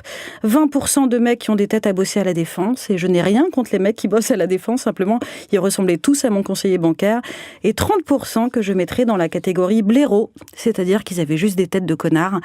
Alors il y a bien un mec quand même pour lequel j'ai failli swiper dans le bon sens, je sais plus si c'est à gauche ou à droite, et c'est pas tellement parce qu'il me plaisait, mais juste parce qu'il avait des cheveux mais tellement magnifiques, super beaux, longs, volumineux, pas de fourche, des super pointes, et donc j'ai juste voulu le rencontrer pour connaître sa routine cheveux, quoi, mais en fait je l'ai pas fait. Alors pour finir, après 2 jours, j'ai désactivé mon profil, je m'y remettrai un jour peut-être, ou un soir un peu bourré, on verra. Alors, en attendant que mon célibat prenne fin, j'ai une nouvelle obsession qui dure depuis assez longtemps. Pour ce nouvel épisode des Sales Gosses, j'ai eu envie de parler règles, vagin, utérus, phénomène utérin. Déjà parce qu'on n'en parle pas assez, ou en tout cas jamais assez. Ensuite parce que nos règles valaient bien 40 minutes d'entretien ou plus, on verra. En l'occurrence, avec Cluny, qui tient notamment le Tumblr Les Flux de Clu et le journal de ma chatte, enfin pas la mienne, la sienne. Alors, j'ai honte de cette blague, mais j'étais obligée de la faire, sinon c'était gâché. Et donc Cluny, qui explore chaque jour le sujet sur Internet et dans sa vie. Salut Cluny. Salut. Alors j'ai résumé un peu brièvement et grossièrement l'objet de ton Tumblr, mais est-ce que tu peux détailler un peu c'est quoi et puis et comment ça a commencé et à qui tu t'adresses ? Alors en fait, j'ai commencé très vite, en 48 heures, j'ai eu l'idée. Qui est à ton chef, à tes collègues Ouais, comment on fait ? Je pense qu'il faudrait pouvoir le dire, mais oui, c'est compliqué. Et en plus, il y a ce truc, je pense que pour moi, ça a joué. On se défend tellement contre les clichés des femmes susceptibles, irascibles pendant leurs règles. Le fameux « t'es chiante, t'as tes règles ». Voilà. On veut tellement s'en défendre que du coup, après, c'est dur de dire « Bah oui, en fait, j'ai mes règles et je suis trop mal. » Donc, on est un peu prise dans ce truc-là. Oui, parce qu'à la fois, effectivement, on dit ça, et puis d'un autre côté, il y a la réalité du syndrome prémenstruel. Et moi, je vois qu'avec mes copines, on est prise entre ces deux-là, où je dis parfois à des mecs « ça va, c'est des règles, c'est pas non plus... » Et en même temps, oui, c'est des règles, et j'ai envie de me jeter dans le canal. Ouais. Donc, il y a les deux, et c'est compliqué quand même de gérer... ce double discours qu'on doit avoir. Ouais, je pense que oui, effectivement, c'est compliqué. Je pense qu'il faut quand même rappeler que ça dépend des femmes et qu'il y a des femmes pour qui c'est tout à fait indolore d'avoir ces règles et ça passe comme une lettre à la poste. Et puis aussi, encore une fois, que ça peut varier, que c'est pas à chaque fois pareil. Dans une vie, tu veux dire, on peut. Ouais. Et est-ce que, on en est très très loin nous en France, mais est-ce qu'un débat sur l'idée d'avoir des jours de congé ou 1 jour ou 2 jours de congé mensuel pour les femmes, ça te semble pertinent ? Bon, déjà, je pense que c'est complètement utopique. Ça n'arrivera jamais. Ça n'arrivera jamais. Enfin, de notre vivant, certainement pas. Je pense que plus que décréter que les femmes ont besoin de 2 jours par mois, juste qu'il y ait une tolérance à la fois de la part des médecins et à la fois de la part des entreprises à ça, déjà, ça serait, à mon avis, plus réaliste et surtout plus juste. D'autant plus que, par exemple, il y a des personnes trans qui ont leurs règles. Enfin, voilà. C'est pas, en plus, c'est difficile d'attribuer ça juste aux femmes. Je sais pas trop à quelle catégorie on pourrait l'attribuer. Est-ce que les femmes ménopausées n'y ont plus droit ? Est-ce que on rentre dans un truc hyper complexe. Et puis on n'en est pas là, effectivement, comme tu le dis. Alors, il y a donc le rapport au boss, aux collègues, tout ça, et il y a le rapport dans le couple. Hétéro ou homosexuel, peu importe. Est-ce que c'est un sujet, les règles, ça a été un sujet dans tes couples à toi et dans ton couple ? Dans mon couple actuel, forcément, vu que ça me préoccupe quand même beaucoup, je fais plein de choses autour de ça, ça me prend du temps, donc c'est forcément... je l'ai politisé en faisant le journal de ma chatte et tout, mais forcément, c'est quelque chose qui est présent, et du coup, c'est plus facile aussi en l'ayant politisé, de revenir en parler d'un point de vue personnel, en fait. Alors, tu disais au début du podcast, on parlait de sexualité pendant les règles. Est-ce que c'est si simple ? Moi, je fais partie des gens qui n'y arrivent pas trop. Je l'ai un peu fait et j'ai un souvenir un peu hardcore de sang sur le mur. Je renseignerai si je saignais ou pas, comment je me sentais, est-ce que j'avais des troubles de l'humeur, est-ce que j'avais des problèmes de peau, est-ce que ma vulve était différente, est-ce que j'avais des irritations. Et puis je me suis dit aussi que c'était l'occasion d'essayer d'observer mon col de l'utérus, parce que c'était un truc qui m'intriguait depuis un moment. Et voilà, donc j'ai décidé de le faire tous les jours dans des petites vidéos hyper simples. Donc juste pour qu'on comprenne bien, donc c'est un blog vidéo donc dans lequel on te voit, toi, t'adresser face caméra. Oui. Donc en fait, l'objectif, c'était de le tenir jusqu'à ce que j'ai mes premières règles, de documenter un pseudo-cycle. Et ensuite, j'ai arrêté. Donc aujourd'hui, il n'y a plus de vidéos, mais comme c'est un sujet qui n'a pas de fin, je continue à en parler, à essayer de transmettre des choses, d'apprendre des choses et d'apprendre aussi aux femmes et aux personnes qui sont concernées, ça concerne aussi des hommes trans, à se sentir légitimes à parler de ça, à avoir des informations, à ne plus être dans cette position d'impuissance en fait par rapport à ce qui nous arrive et voilà, avoir l'impression de reprendre un peu de pouvoir ou de se sentir mieux avec ce phénomène, somme toute, non seulement naturel, mais en plus qui peut être hyper envahissant dans la vie. Alors juste, on va faire un petit point sémantique parce que c'est important quand on parle des règles. Est-ce que tu fais partie des gens qui disent règles, menstruation, ou de ceux qui utilisent plein de paraboles, les ragnoutes, les coquelicots, les anglais, tout ça? Non, j'ai tendance à dire règles. J'avais des parents qui étaient très... appelons un chat un chat. Donc, genre, ma mère m'a appris le mot vulve. Je me souviens qu'un petit garçon à l'école m'avait dit « Mais tu sais pas ce que c'est une chatte ?» Et j'étais « Ben non, je sais pas ce que c'est une chatte. » Enfin, si, c'est la femelle du chat, mais... Donc non, je dis règle, je n'utilise pas trop de métaphores fleuries. Mais le postulat, et même derrière cette incapacité à nommer les choses, c'est il y a l'idée qu'on a du mal à parler des règles, du mal à les nommer. Comment est-ce que tu expliques le fait que finalement, ce soit en 2017, un sujet encore super tabou? Je l'expliquais, j'aurais du mal moi toute seule, mais je fais des hypothèses. Il y a deux choses, je pense. Il y a la difficulté à en parler et le fait que ça soit vu de manière négative. La difficulté à en parler, à mon avis, elle vient du fait que de manière générale, ce qui concerne que les femmes, on trouve que c'est pas très intéressant. Donc du coup, on va pas y accorder de l'importance, on va pas faire en sorte que ça soit, même d'un point de vue scientifique, c'est pas trop exploré. On sait que par exemple, le clitoris, les vues de clitoris, ça date des années 90. C'est un truc qui a été disséqué, observé, et vraiment auquel on s'est intéressé très tardivement. Il n'y a pas de curiosité pour le sexe féminin et son fonctionnement. Je pense qu'il y a non seulement pas de curiosité, et puis après, dans un deuxième temps, il y a un espèce de rejet. C'est considéré quand même comme quelque chose de sale. Dans des croyances, c'est considéré comme diabolique. J'aurais du mal, moi, toute seule, mais je fais des hypothèses. Il y a deux choses, je pense. Il y a la difficulté à en parler et le fait que ça soit vu de manière négative. La difficulté à en parler, à mon avis, elle vient du fait que, de manière générale, ce qui concerne que les femmes, on trouve que c'est pas très intéressant. Donc, du coup, on va pas y accorder de l'importance, on va pas faire en sorte que ça soit, même d'un point de vue scientifique, c'est pas trop exploré. On sait que, par exemple, le clitoris, les vues de clitoris, ça date des années 90. C'est un truc qui a été disséqué, observé, et vraiment auquel on s'est intéressé très tardivement. Il n'y a pas de curiosité pour le sexe féminin et son fonctionnement. Je pense qu'il y a non seulement pas de curiosité, et puis après, dans un deuxième temps, il y a un espèce de rejet. C'est considéré quand même comme quelque chose de sale. Dans des croyances, c'est considéré comme diabolique. Enfin, voilà, il y a des choses, même surtout dans la culture occidentale. Les femmes on fait tourner la mayonnaise. Voilà, c'est ça. On ne peut pas s'approcher de la cuisine. Il y a des lieux dans desquels les femmes sont rejetées parce qu'elles ont les règles. Enfin voilà, il y a tout un ensemble de croyances qui, à mon avis, tiennent de la misogynie, en fait. Ouais.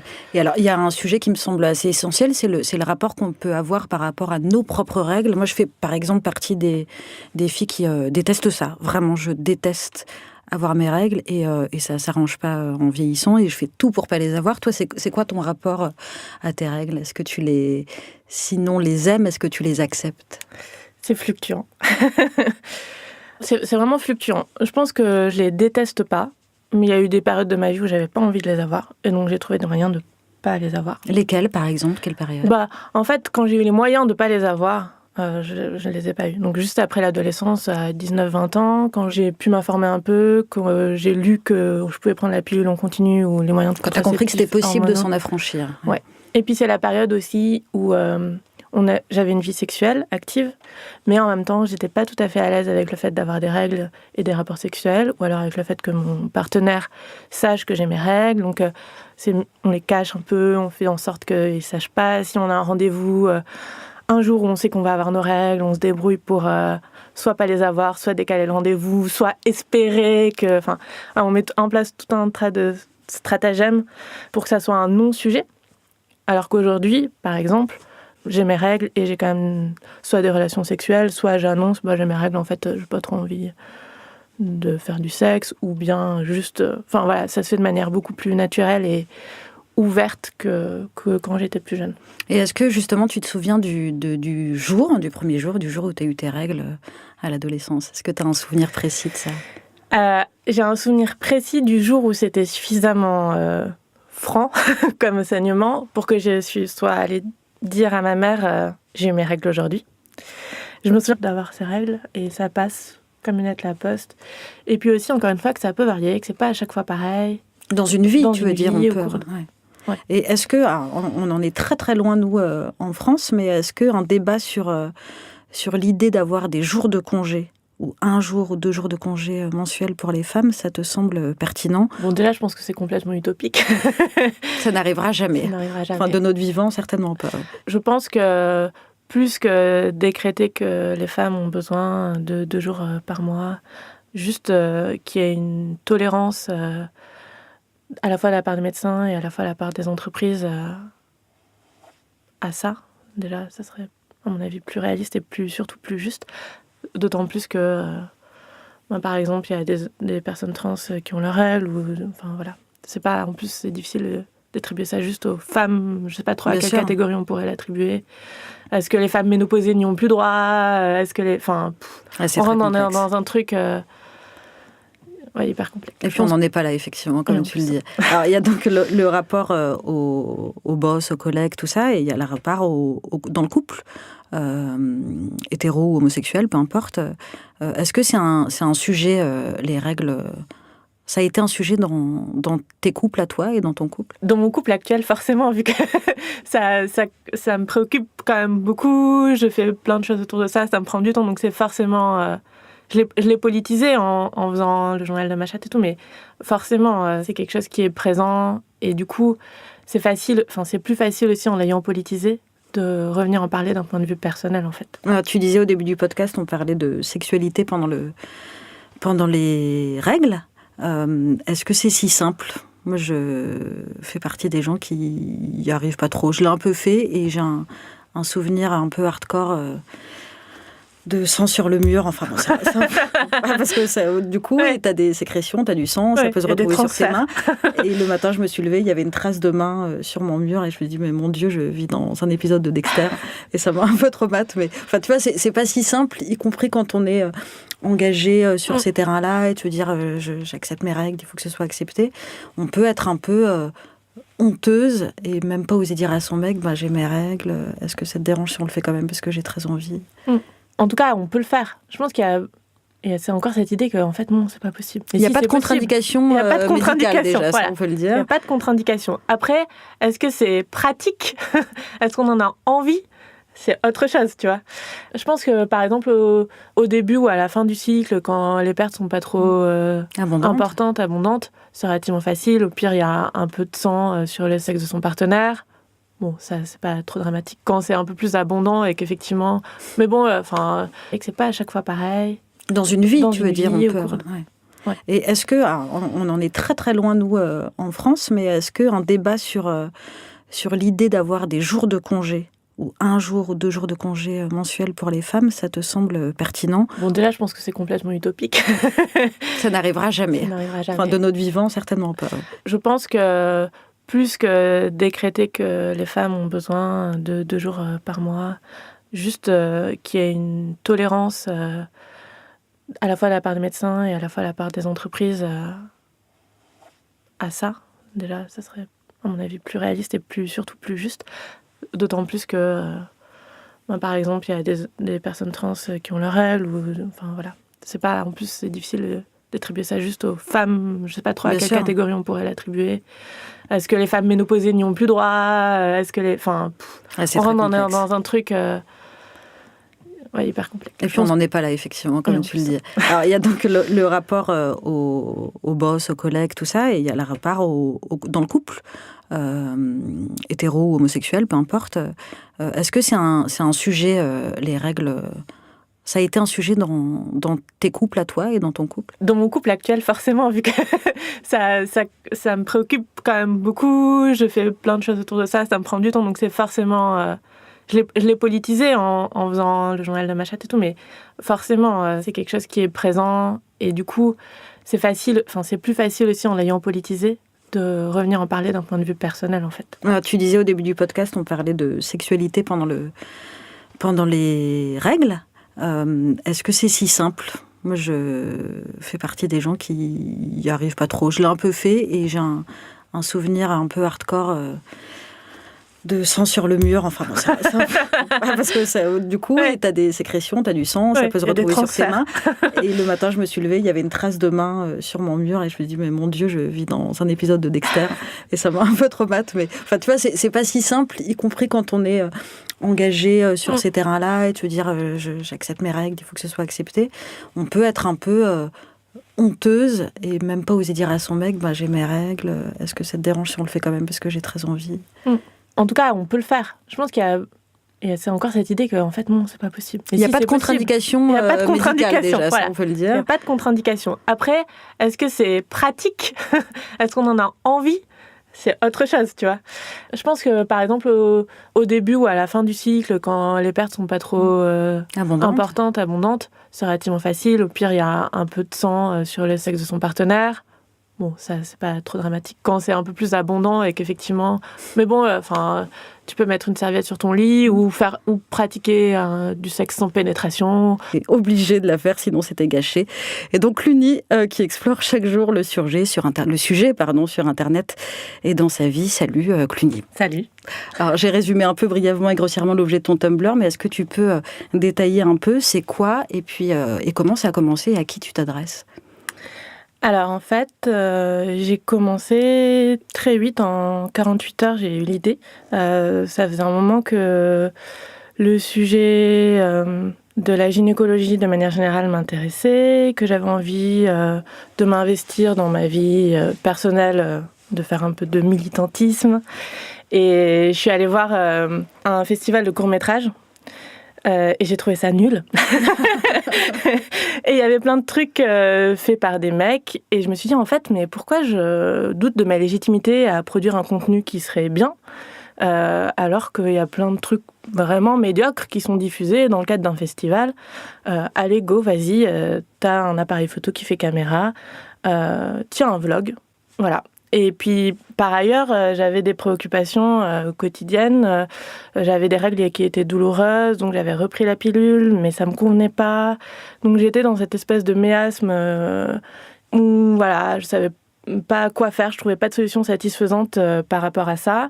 Et donc, j'ai décidé d'arrêter la pilule et de documenter cet arrêt de la pilule via des vidéos que je faisais tous les jours, dans lequel je renseignerais si je saignais ou pas, comment je me sentais, est-ce que j'avais des troubles de l'humeur, est-ce que j'avais des problèmes de peau, est-ce que ma vulve était différente, est-ce que j'avais des irritations. Et puis je me suis dit aussi que c'était l'occasion d'essayer d'observer mon col de l'utérus, parce que c'était un truc qui m'intriguait depuis un moment. Et voilà, donc j'ai décidé de le faire tous les jours dans des petites vidéos hyper simples. Donc juste pour qu'on comprenne bien, donc c'est un blog vidéo donc dans lequel on te voit, toi, t'adresser face caméra. Oui. Donc en fait, l'objectif, c'était de le tenir jusqu'à ce que j'ai mes premières règles, de documenter un pseudo-cycle. Et ensuite, j'ai arrêté. Donc aujourd'hui, il n'y a plus de vidéos, mais comme c'est un sujet qui n'a pas de fin, je continue à en parler, à essayer de transmettre des choses, d'apprendre des choses et d'apprendre aussi aux femmes et aux personnes qui sont concernées, ça concerne aussi des hommes trans, à se sentir légitimes à parler de ça, à avoir des informations, à ne plus être dans cette position d'impuissance en fait par rapport à ce qui nous arrive et voilà, avoir l'impression de reprendre un peu de pouvoir ou de se sentir mieux avec ce phénomène, somme toute, non seulement naturel, mais en plus qui peut être hyper envahissant dans la vie. Alors juste, on va faire un petit point sémantique parce que c'est important quand on parle des règles. Est-ce que tu fais partie des gens qui disent règles, menstruation, ou de ceux qui utilisent plein de paraboles, les ragnoutes, les coquelicots, les anglais, le film de Cédric Lapiche? Eh ben en fait, 48 heures après l'enregistrement, j'ai installé Tinder sur mon téléphone. Ce qui veut dire que je ferai une super bonne recrue pour les témoins de Jéhovah vu ma ténacité et ma volonté. Et donc je vous calme tout de suite, je n'ai rencontré personne grâce à Tinder pendant ces 24 heures, ces 48 heures. Déjà parce qu'il m'a fallu 4-5 heures pour comprendre comment marchait le bordel, puisque j'ai 70 ans. Et puis surtout parce que ça m'a permis de vérifier que sur Tinder, on est entre la cour des miracles et Top Gear sur RMC Découverte. Je ne sais pas tellement comment marche l'algorithme, mais visiblement 40% des mecs qui défilaient sur mon écran étaient fans de tuning, avec les photos de voitures et tout ça. 10% de supporters du PSG, avec l'écharpe.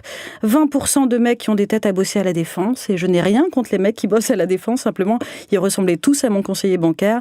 Et 30% que je mettrais dans la catégorie blaireau, c'est-à-dire qu'ils avaient juste des têtes de connards.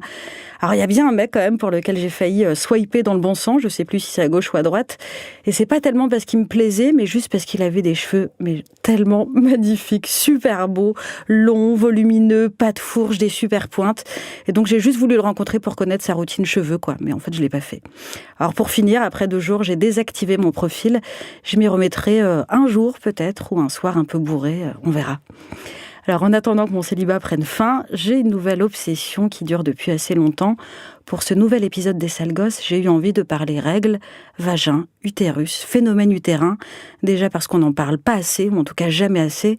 Ensuite parce que nos règles valaient bien 40 minutes d'entretien ou plus, on verra. En l'occurrence, avec Cluny, qui tient notamment le Tumblr Les Flux de Clu et le journal de ma chatte, enfin pas la mienne, la sienne. Alors, j'ai honte de cette blague, mais j'étais obligée de la faire, sinon c'était gâché. Et donc Cluny, qui explore chaque jour le sujet sur Internet et dans sa vie. Salut Cluny. Salut. Alors j'ai résumé un peu brièvement et grossièrement l'objet de ton Tumblr, mais est-ce que tu peux détailler un peu c'est quoi et puis et comment ça a commencé et à qui tu t'adresses ? Alors en fait, j'ai commencé très vite, en 48 heures, j'ai eu l'idée. Ça faisait un moment que le sujet de la gynécologie de manière générale m'intéressait, que j'avais envie de m'investir dans ma vie personnelle, de faire un peu de militantisme. Et je suis allée voir un festival de courts-métrages. Et j'ai trouvé ça nul. Et il y avait plein de trucs faits par des mecs. Et je me suis dit, en fait, mais pourquoi je doute de ma légitimité à produire un contenu qui serait bien, alors qu'il y a plein de trucs vraiment médiocres qui sont diffusés dans le cadre d'un festival. Allez, go, vas-y, t'as un appareil photo qui fait caméra, tiens, un vlog. Voilà. Et puis, par ailleurs, j'avais des préoccupations quotidiennes. J'avais des règles qui étaient douloureuses, donc j'avais repris la pilule, mais ça me convenait pas. Donc j'étais dans cette espèce de règles, menstruation, ou de ceux qui utilisent plein de paraboles, les ragnoutes, les coquelicots, les anglais, tout ça. Non, j'ai tendance à dire règles. J'avais des parents qui étaient très... appelons un chat un chat. Donc, genre, ma mère m'a appris le mot vulve. Ouais. Je me souviens qu'un petit garçon à l'école m'avait dit « Mais tu sais pas ce que c'est une chatte ?» Et j'étais « Ben non, je sais pas ce que c'est une chatte. » Enfin, si, c'est la femelle du chat, mais... Donc non, je dis règle, je n'utilise pas trop de métaphores fleuries. Ouais, mais le postulat, et même derrière cette incapacité à nommer les choses, c'est il y a l'idée qu'on a du mal à parler des règles, du mal à les nommer. Comment est-ce que tu expliques le fait que finalement, ce soit en 2017, un sujet encore super tabou? Ben, l'expliquer, j'aurais du mal moi toute seule, mais je fais des hypothèses. Ouais. Il y a 2 choses, je pense. Il y a la difficulté à en parler et le fait que ça soit vu de manière négative. La difficulté à en parler, à mon avis, elle vient du fait que de manière générale, ce qui concerne que les femmes, on trouve que c'est pas très intéressant. Donc du coup, on va pas y accorder de l'importance, on va pas faire en sorte que ça soit, même d'un point de vue scientifique, c'est pas trop exploré. On sait que par exemple, le clitoris, les vues de clitoris, ça date des années 90. C'est un truc qui a été disséqué, observé, et vraiment auquel on s'est intéressé très tardivement. Il n'y a pas de curiosité pour le sexe féminin et son fonctionnement. Je pense qu'il y a non seulement pas de curiosité, et puis après, dans un deuxième temps, il y a un espèce de rejet. C'est considéré quand même comme quelque chose de sale. Dans des croyances, c'est considéré comme diabolique. Enfin, voilà, il y a des choses, même surtout dans la culture occidentale. Les femmes on fait tourner la mayonnaise. Voilà, c'est ça. On ne peut pas s'approcher de la cuisine. Il y a des lieux dans desquels les femmes sont rejetées parce qu'elles ont les règles. Enfin voilà, il y a tout un ensemble de croyances qui, à mon avis, tiennent de la misogynie en fait. Ouais. Et alors, il y a un sujet qui me semble assez essentiel, c'est le rapport qu'on peut avoir par rapport à nos propres règles. Moi, je fais par exemple partie des filles qui détestent ça. Vraiment, je déteste avoir mes règles et ça ne s'arrange pas en vieillissant et je fais tout pour pas les avoir. Toi, c'est quoi ton rapport à tes règles ? Est-ce que tu sinon les aimes, est-ce que tu les acceptes ? C'est fluctuant. C'est vraiment fluctuant. Je pense que je les déteste pas, mais il y a eu des périodes de ma vie où j'avais pas envie de les avoir, et donc j'ai trouvé des moyens de pas les avoir. Lesquelles, par exemple ? Quelle période ? En fait, quand j'ai eu les moyens de pas les avoir, je les ai pas eus. Donc juste après l'adolescence, à 19-20 ans, quand j'ai pu m'informer un peu, quand j'ai lu que je pouvais prendre la pilule en continu ou les moyens de contraceptifs. Quand tu as compris que c'était possible de s'en affranchir. Ouais. Et puis c'est la période aussi où j'avais une vie sexuelle active, mais en même temps, j'étais pas tout à fait à l'aise avec le fait d'avoir des règles et des rapports sexuels, ou alors avec le fait que mon partenaire sache que j'ai mes règles. Donc, on les cache un peu, on fait en sorte qu'ils ne sachent pas si on a un rendez-vous immense. Parce que... Tu parles de quoi ? De symptômes dépressifs ? Oui, Oui, vraiment, j'ai envie de mourir, quoi. J'ai envie que ça s'arrête, quoi. Ouais. Et... ayant eu un épisode dépressif, pendant très longtemps, ça m'a fait peur parce que je savais pas que ça allait s'arrêter dans 2 jours. Donc c'était terrible, c'était vraiment 2 jours terribles où c'est difficile de se lever pour aller travailler, je me sens nulle, tout est dur à faire, quoi. Comme vraiment un trouble dépressif, quoi. Couplé au fait qu'on peut se sentir un peu moche en plus, avoir une estime de soi physique, un peu, les boutons, tout ça. Et comment tu gères ça, là ? Comment on gère quand on a envie de se foutre en l'air 3 jours par mois ? Maintenant que je sais que dans 48 heures, ça sera passé, j'embrasse pas mon mal-être, mais presque, quoi. Je me dis, OK, là, ça y est, t'es trop mal. Je regarde, il y a ce truc formidable qui est Clou, donc qui est une application qui permet de noter quand on a nos règles et qui calcule son cycle. Au bout de plusieurs cycles, il fait des espèces de statistiques et ça permet de se repérer. Bon, c'est un équivalent à la bonne vieille méthode des croix dans l'agenda, mais comme je ne faisais jamais les croix dans l'agenda. Donc déjà, j'ouvre Clou et je dis « Ah, ok, je vais avoir mes règles dans 3 jours. C'est donc mon syndrome prémenstruel. Tu n'es pas horrible. Tout va bien. Dans 2 jours, ça ira mieux. » Et du coup, ça change ta façon de te considérer, quoi. Tu te dis « Ok, t'es trop mal. Accepte que t'es trop mal. Chouine pendant 2 jours. » Fais la larve dans ton canapé pendant 2 jours. Demain, tu seras en super forme. Tu auras envie à nouveau de reconquérir le monde et voilà, tout ira bien. Sauf qu'on ne peut pas faire forcément la larve dans son canapé parce que ça peut être hyper handicapant socialement. Moi, je me rappelle en tout cas qu'avec mon mec de l'époque, quand j'en avais, je m'embrouillais avec... Mais vraiment, j'étais tellement irascible que je pense que j'ai failli me séparer. À chaque fois que j'ai failli me séparer, c'était en plein syndrome prémenstruel. Et puis aussi la dimension professionnelle, c'est que ça peut être hyper compliqué de te lever le matin et d'aller bosser alors que t'es super mal. Et ça aussi, c'est très compliqué à expliquer à ton chef, à tes collègues. Comment on fait ? Je pense qu'il faudrait pouvoir le dire, mais oui, c'est compliqué. Et en plus, il y a ce truc, je pense que pour moi, ça a joué. On se défend tellement contre les clichés des femmes susceptibles, irascibles pendant leurs règles. Le fameux « Oh, t'es chiante, t'as tes règles ». Voilà. On veut tellement s'en défendre que du coup, après, c'est dur de dire « Bah oui, en fait, j'ai mes règles et je suis trop mal. » Donc, on est un peu prise dans ce truc-là. Oui, parce qu'à la fois, effectivement, on dit ça, et puis d'un autre côté, il y a la réalité du syndrome prémenstruel. Et moi, je vois qu'avec mes copines, on est prise entre ces deux-là, où je dis parfois à des mecs « Ça va, c'est des règles, c'est pas non plus... » Et en même temps, oui, c'est des règles, et j'ai envie de me jeter dans le canal. Ouais. Donc, il y a les deux, et c'est compliqué quand même de gérer... Et donc, elle va voir sa mère pour dire « Ça y est, j'ai mes règles », et elle lui met une énorme tarte dans la gueule. Et ce que je trouve à la fois intéressant, parce que c'est une jolie manière de dire à ta fille « T'es une femme, tu vas en chier toute ta vie. » Oui. Et en même temps, c'est d'une violence absolue. Et je me suis dit, comment on fait quand on est une maman d'ado et qu'elle vient de voir en disant « Ça y est, je saigne ». Alors, en tout cas, je pense que la baffe, c'est pas... La tarte dans la gueule, non, on valide pas. Enfin. Et alors... Il y a plusieurs filles qui m'ont déjà raconté ça, donc c'est un truc qui se fait visiblement, c'est une espèce de tradition dans certaines familles. Moi, je trouve ça très violent. Je pense que ça... je pense que déjà, il faut que ça soit parlé. À un moment donné, il faut dire, voilà, qu'on est une fille, souvent, la plupart du temps, on a nos règles. C'est pas grave, c'est pas une maladie. C'est juste du sang qui s'écoule parce que ton utérus s'est préparé à quelque chose qui n'est pas arrivé, une grossesse, et donc il évacue du sang. Dire les choses simplement. Dire les choses simplement. Et je pense aussi que ça dépend vachement de toi, ton rapport à tes règles. Est-ce qu'elle sait quand t'as tes règles? Est-ce qu'elle...